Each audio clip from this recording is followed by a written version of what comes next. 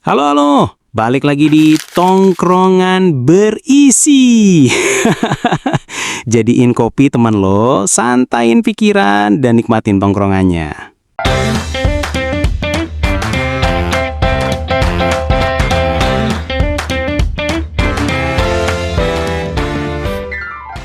Nah, kali ini gue bawain cerita yang relate banget sama banyak orang. Apalagi buat lo yang kerja kantoran. Lo tahu kan tipe bos yang kalau masuk kantor auranya langsung bikin semua orang kaku, kayak ada guntur jatuh dari langit? Gue ada cerita bro, ini serius. Jadi di kantor temen gue, ada satu bos yang tiap pagi jam 9 baru nongol, tapi sebelum dia duduk aja, udah ada anak-anak yang pura-pura ngetik cepet di keyboard. Kayak lomba ngetik tingkat nasional, padahal yang diketik tuh kosong. Word doang kebuka, isinya ASDFGLKL. Itu tuh gosip yang sering nongol di tongkrongan anak kantor. Si bos A katanya kalau marah tangannya nunjuk-nunjuk kayak dirigen orkestra. Suaranya keras, muka merah, dan pokoknya vibe-nya tuh bikin semua orang jadi kayak murid SD ketangkep nyontek. Tapi lu sadar nggak sih?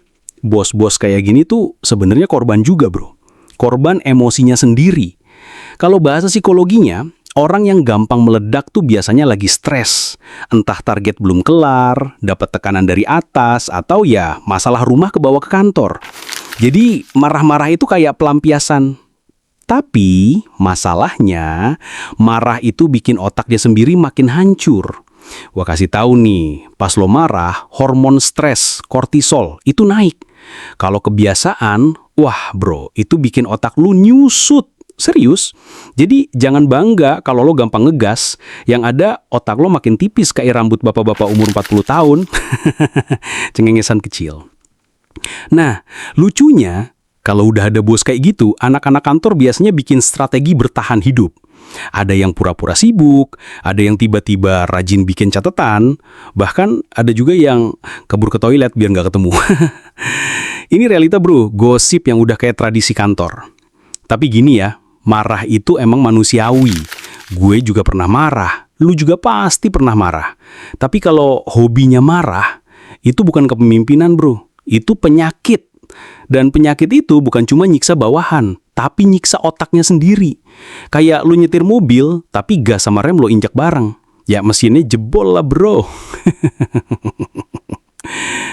Jadi intinya, kalau lo punya bos model begini, jangan langsung baper.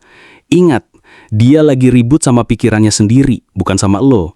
Lo tinggal pilih, mau ikutan drama atau jadi penonton yang nyantai sambil ngopi. Tapi serius bro, gue tuh sering mikir. Kenapa ya ada dos yang kayaknya hobinya bikin orang tegang? Padahal kalau dipikir-pikir marah-marah tuh nggak bikin kerjaan cepet kelar. Malah kadang bikin bawahan makin blank. Lo bayangin, lo lagi fokus ngerjain laporan. Tiba-tiba disamperin sambil ngegas. Ini apa-apaan? Ya udah, langsung nge-freeze. Otak blank, tangan gemeteran, file malah ketutup. Itu beneran bro, stres itu nular. Ada penelitian bilang, kalau lo sering dimarahin atau kerja di lingkungan toksik, hormon stres lo juga naik. Jadi bukan cuma bosnya yang otaknya rusak, tapi satu tim ikut rusak bareng. Nah lo. Makanya gosip tentang bos ngamuk tuh selalu jadi bahan tongkrongan. Ada aja cerita lucunya. Ada temen gue, tiap bosnya ngamuk, dia pura-pura catat di buku. Padahal yang ditulis cuma doodle gambar naga sama kata, jangan lupa beli Indomie. Jadi bosnya mikir, wah anak ini serius nyatet, padahal lagi bikin daftar belanja. Tapi jangan salah bro, kalau kita kebiasaan jadi korban marah-marah, lama-lama bisa bikin mental drop. Ada istilahnya tuh, learned helplessness. Jadi bawahan ngerasa apapun yang dia lakuin pasti salah. Itu bahaya banget. Orang jadi nggak berani kreatif, nggak berani ngambil keputusan, karena takut dimarahin. Jadi marah tuh kayak dua sisi pisau.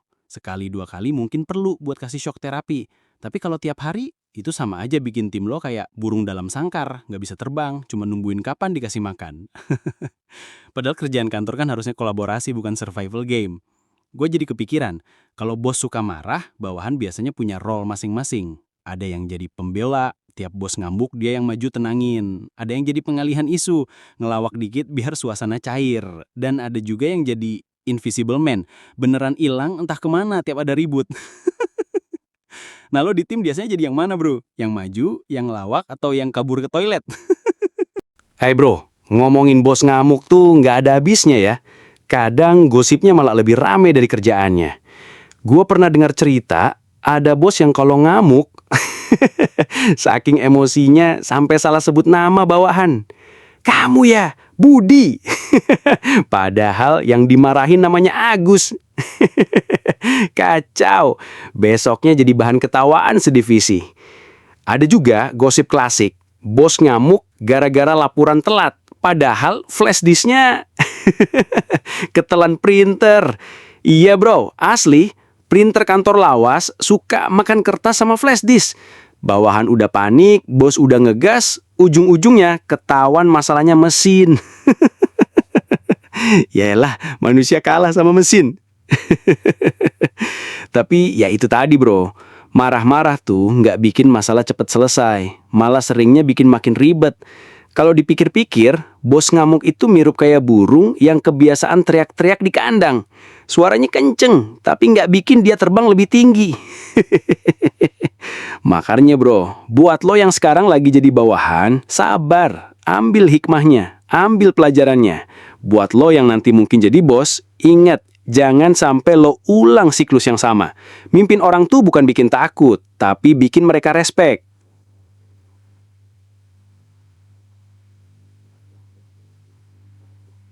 Ya udahlah ya bro, cukup dulu gosip kantor hari ini.